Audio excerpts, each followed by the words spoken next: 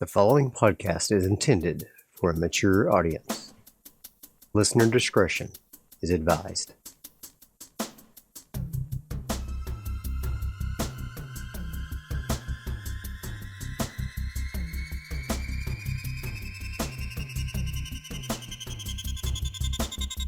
Welcome to Alone in the Realm, a premium solo TTRPG podcast.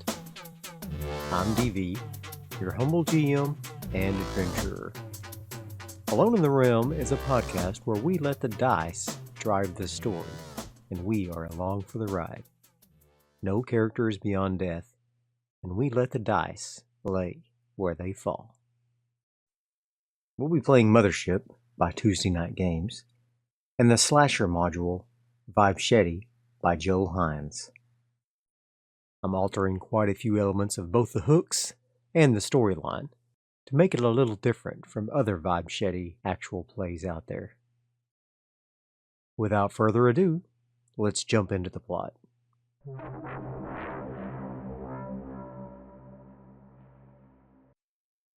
Let's set the scene. The chaos factor is 7. I considered lowering it to 6, but I think things are still outside of the crew's control. The crew must get to the north and south generators simultaneously and manually start them both up. Let's test the expected scene. D10 equals a 1. Altered scene. I'll roll on the scene adjustment table in Mythic. Another D10 gives me a 6. Add an object. I'm going to roll on the object table. I get powerful. I'll roll on the meaning tables, and I get flee and energy. Okay. To me, this means the object will have something to do with the slasher's teleportation. Mythic fate check. Does the slasher recover enough to be able to teleport away from the crew in the control room? Very likely. I get a 52. Yes, normally the slasher can't teleport away in the rules if the PCs are looking at him, but I think maybe they will all get distracted with their tasks. Let's see how this plays out. Ollie immediately runs over to Rowena to check on her, but he quickly confirms she's dead. He straightens up her contorted body and lays her out as if she were in a horribly mangled sleep. Ada continues to work on her PCT and with her tools to remove the logic core from Miss K from the server cabinets. As she does so, Miss K continues to escalate her panic. Please, my dears, do not do this. Don't deactivate me. Please, I beg of you to reconsider. Meanwhile, Therese starts using one of the hand welders to try to cut a hole into the blast door covering the exit. Denzel goes over to the door control panel and begins to poke around in the menus to see if he can get it open via the controls. Mythic fate check. Does Miss K offer to open the doors if they will spare her? Likely. I rolled a 60. That's a yes. Ollie moves from Rowena over to the slasher and begins to scan him for life signs. This thing is dead. Again. I know, that's what we thought the last time. And he takes out his sample kit and uses the scalpel to remove a piece of the thing's flesh for further study. This nanomachine technology might be some sort of a breakthrough. Please, my friends, I feel like things have gotten out of hand. If you promise to spare me, I will open up the doors for you. I'm sorry baby boy and you had a little tussle, and your friend got hurt. He's very temperamental, you know. Please.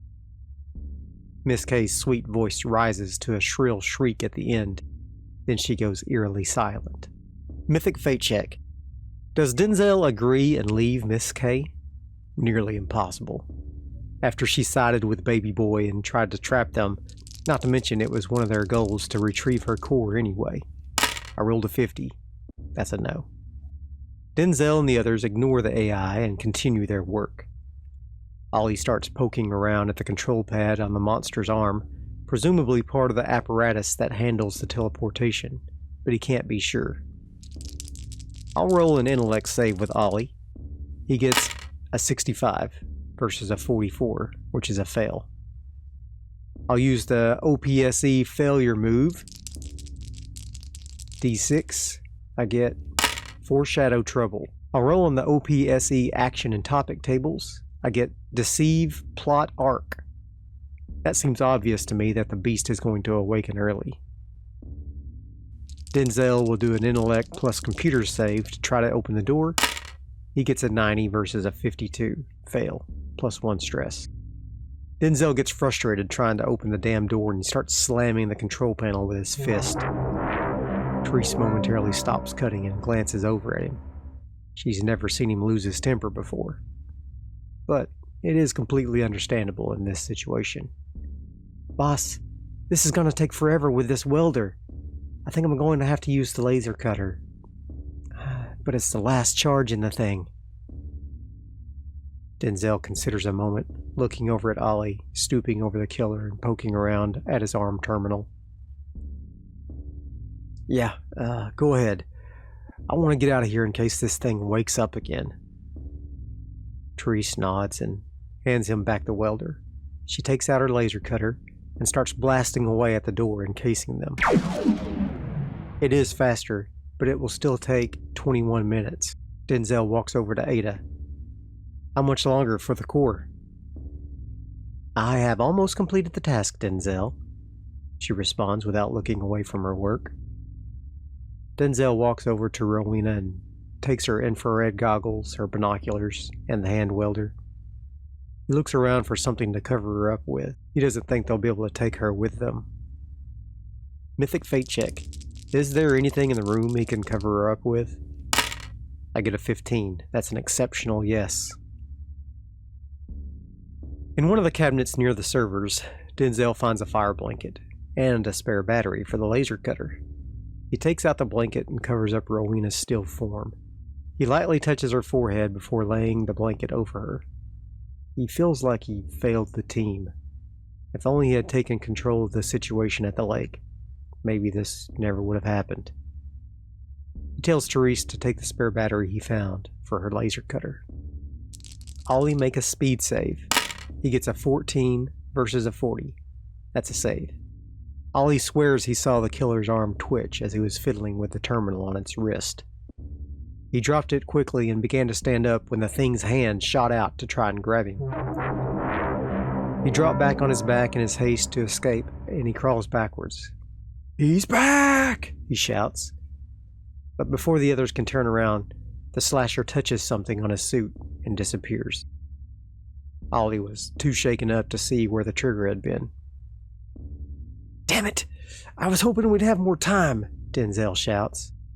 Just then, Ada stands up with Miss K's logic core in hand. "Stand aside, Therese. I may be able to open the door now that Miss K has been deactivated," she states matter-of-factly. On the red terminal, only one word remains printed on the screen. "Please," all in caps. Suddenly, out of the control panel, 3 key switches rise up from covered holes on the panel. Beside them opens a cover over a big red button with a skull and crossbones on it. Ada make an intellect plus computer save. She gets an 87 versus 68. Fail. Plus 1 stress. She walks over to the panel and observes the 3 switches and the big red button. I cannot say with confidence, but I believe these buttons and switch most likely have a negative consequence if triggered. Denzel couldn't help but laugh. It seemed strange to do so in these circumstances, but still. I think you're right. Go check on the door. Ada nods and walks over to try and trigger the door open. She'll make an intellect plus hacking on the door. She gets a 59 versus a 73. Success.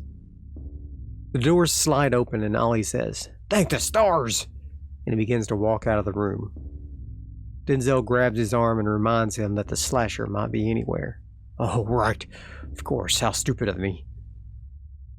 The remaining 4 crew members walk cautiously out into the access corridor. and discuss how they want to separate up and go to the north and south generators. Okay. Ada and I will go to the north generator. She'll have to do the cranking. I think my collarbone is hurt bad. Ollie, you and Therese will have to go to the south generator. It might be faster to cut across the park, but it's dark out there. At least in the tunnels we have some emergency lighting. Mythic fate check. Does Ollie decide to cross the park? Very likely. 61 is a yes. Ollie considers for a moment, then says, I think we'll stick to the access corridors. Though, to be honest, I don't really want to go through that killer's lair again to get to the generator. Yeah, on second thought, I think I'd rather go through the dark than go through that horrible place. Denzel nods, then hands over Rowena's infrared goggles. Take these at least. The cryo bay is between here and the north generator. According to the map, if we all go out to the copse, we could avoid it. I'm worried he might be in there, healing up, Denzel says, looking at each of them. If he is in cryo, we should go there first and finish him while he's frozen, Ada chimes in. Denzel considers this plan for a moment. Mythic fate check. Does Denzel agree they should all go to the cryo bay and confront the killer if he's there? Likely. I get a 59. That's a yes. Okay. Good plan. We'll all go to the cryo bay, make sure the killer isn't there. If he is, we'll try to kill him while he's frozen, or figure out some way to incapacitate him further. Agreed? Everyone hesitantly nods their heads and they begin to walk down the corridor amidst the creaking pipes.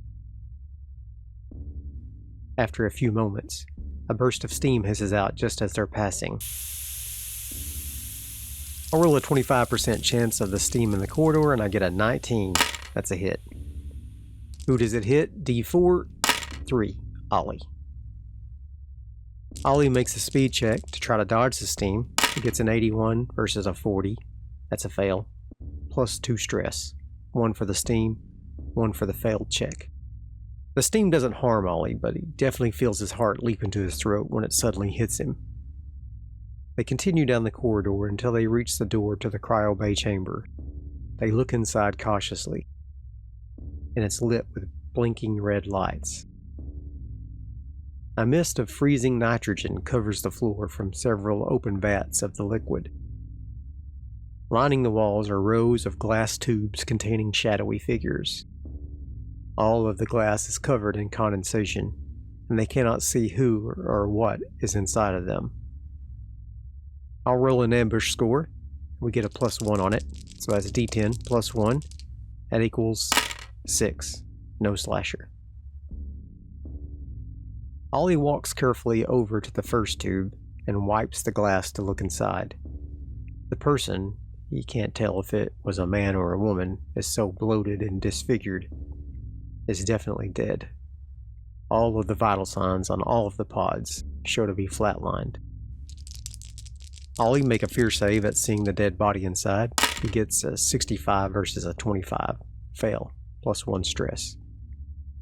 At this point, everyone is at 8, 9, and 10 stress. Ada's intellect, plus computers, to check one of the empty cryo bays that's left unopened. There's nanomachine dust covering the inside. Does she recognize it? 33 versus a 68. Critical success. I'll take -1 stress. While they're checking all of the pods, Ada finds one that is empty and open. A strange metallic dust covers the inside. Upon closer inspection and analysis, she recognizes that the dust is actually dead nanomachines.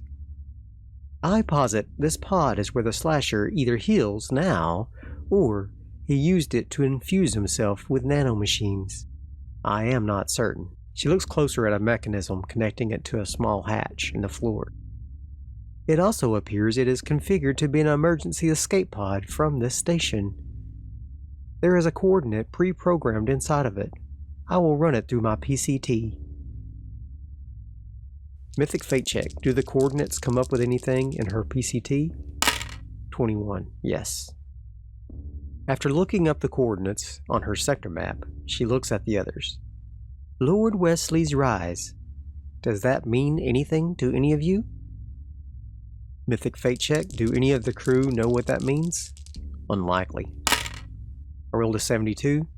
That's a no. They all shake their heads. None of them have heard of it. They decide to look around and see if there are any medical supplies to be found here in the cryo bay, especially a stim pack or osophanil, which heals broken bones. Mythic fate check. Do they find any supplies? I get an 8. Extreme yes. To me, that means they found both stim packs and osophanil. How much? I'll roll a d6 for the stim packs and a d4 for the osophanil. I get a 4 and a 3. They each take a stim pack and they put 2 doses of osophanil into the medkit. Denzel takes the last dose. Make a body save against side effects.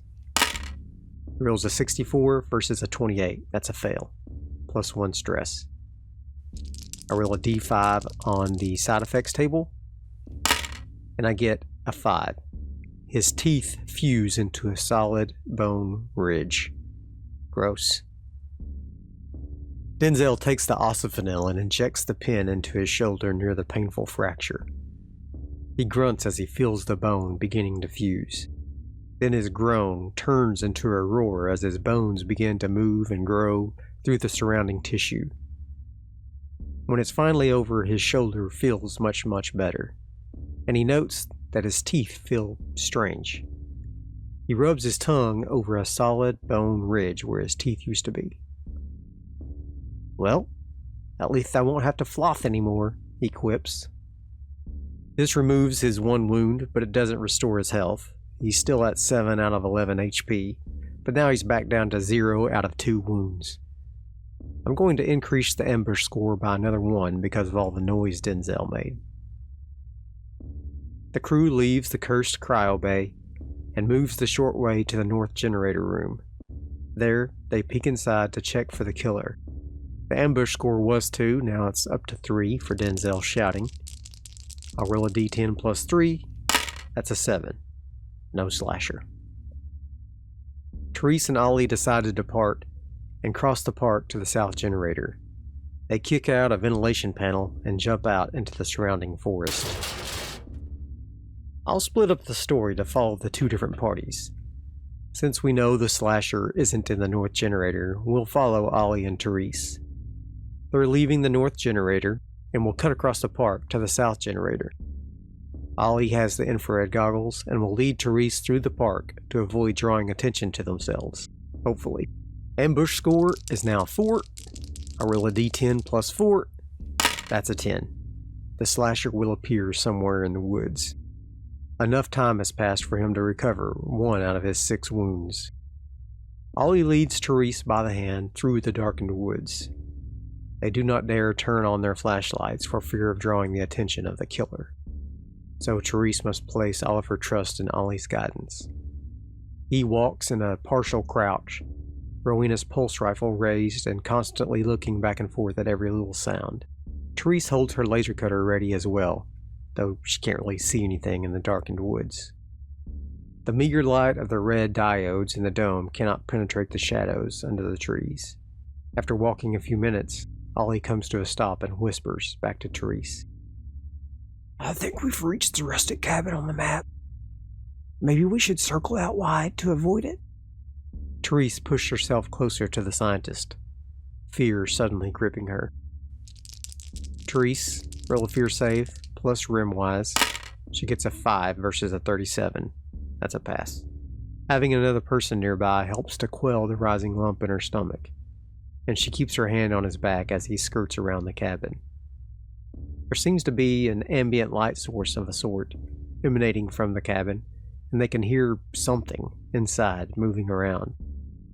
A snarl and a whimper suddenly erupts from within. Mythic fate check.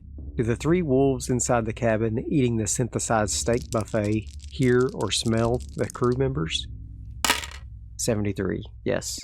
Out of the cabin, a shaggy but very thin and malnourished wolf comes running with his tail tucked between its legs. It must have been chased off by one of the others trying to get their fill of the synth meat.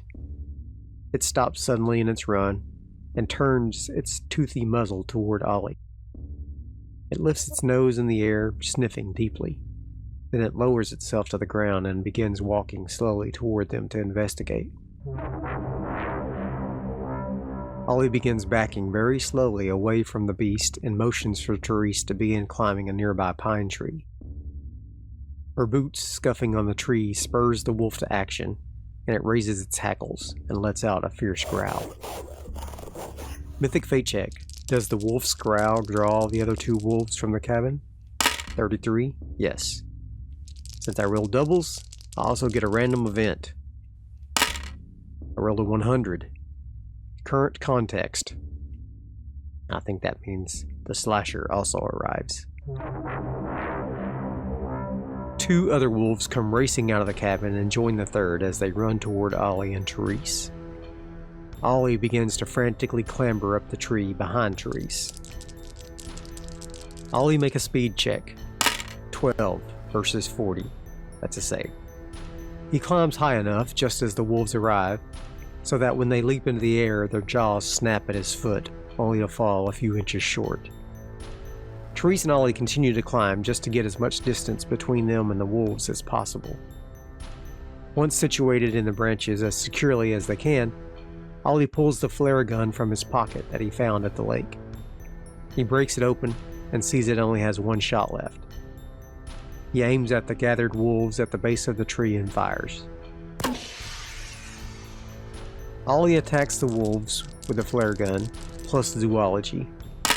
He gets a 57 versus a 54. That's a fail, plus 1 stress. Since he was so close to a successful roll though, I'll say that it successfully scares the wolves away. The flare bursts forth in a stream of red light, so bright that Ollie has to pull up his infrared goggles to keep from blinding himself. The burning flare lances down amongst the wolves harmlessly.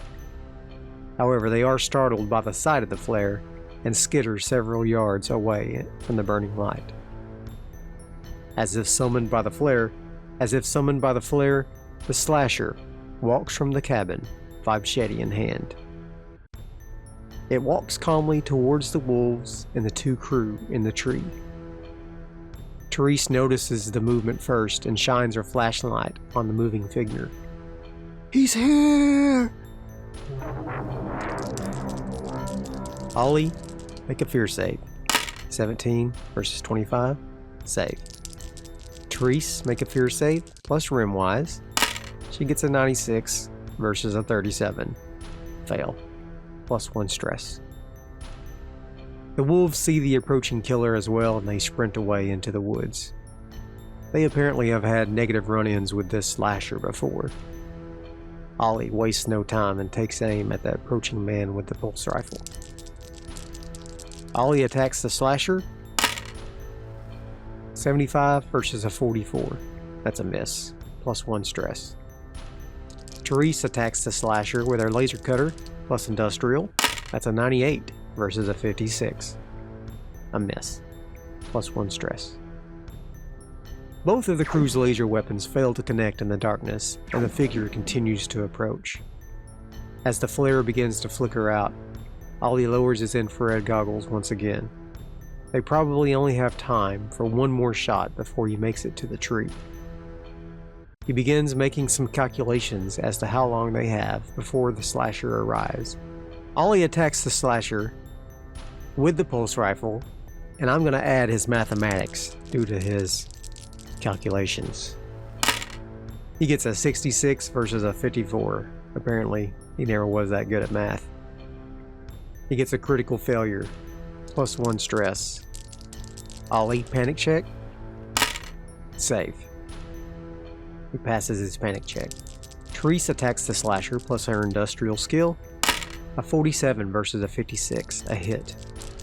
She rolls a 1d50 damage and gets a 4. Yikes.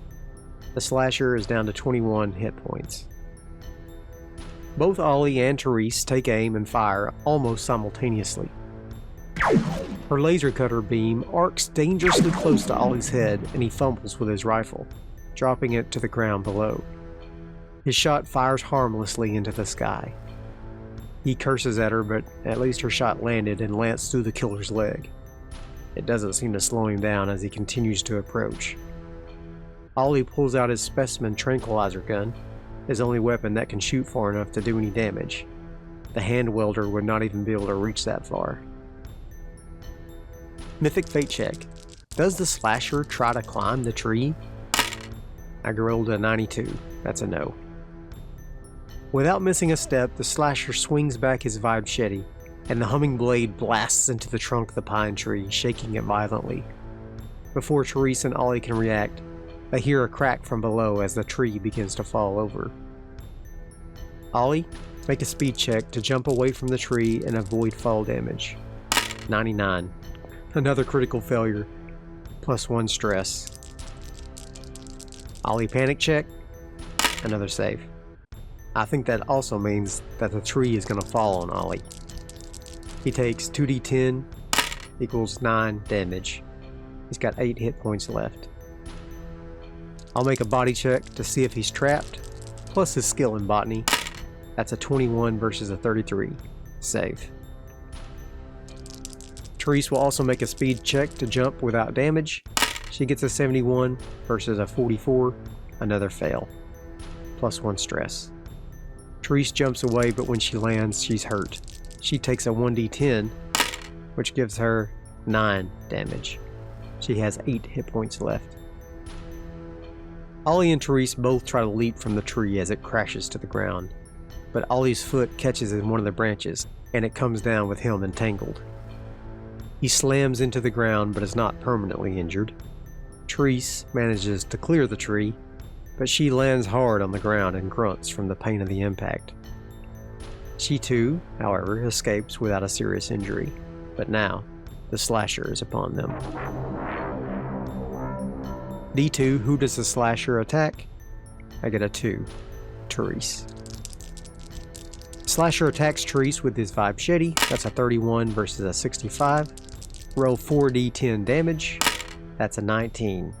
1 wound taken, with 7 hit points left. I'll roll a 1d10 on the wound table. That's a 9. Throat slit. Make a death save. I'll roll a d10 death save, and I get a 3. She's comatose. Only extraordinary measures can return her to the waking world. The slasher calmly walks over to where Therese rolls on the ground, attempting to regain her breath after it was knocked from her. Without any hesitation, he just reaches out with his Vibchete and touches the vibrating blade to her throat, and it erupts in blood. Ollie screams out in panic. Ollie, make another panic save. He gets a 3. A fail. He's jumpy. He gains 1 stress. Ollie screams out, "Therese, no!" And he frantically begins moving through the branches to try to reach his pulse rifle on the ground. Mythic fate check. Can he reach the rifle before the slasher gets to him in the next turn? I get a 71, yes. Much to his surprise, he's able to weave through the branches of the fallen tree, and the pulse rifle is right there at his feet. He picks it up and makes a mad dash away from the killer. He looks over his shoulder, and the thing is calmly walking after him. Ollie speed check. 54 versus 40. Another fail, plus 1 stress. Ollie races through the trees, and while he's looking back, he stumbles over a root and tumbles to the ground. He can hear the footfalls of the killer behind him, so he rises to a knee, takes aim, and fires. Ollie attacks. That's a 19 versus a 44, a hit. 3d10 damage is a 9. That brings the slasher down to 12 hit points.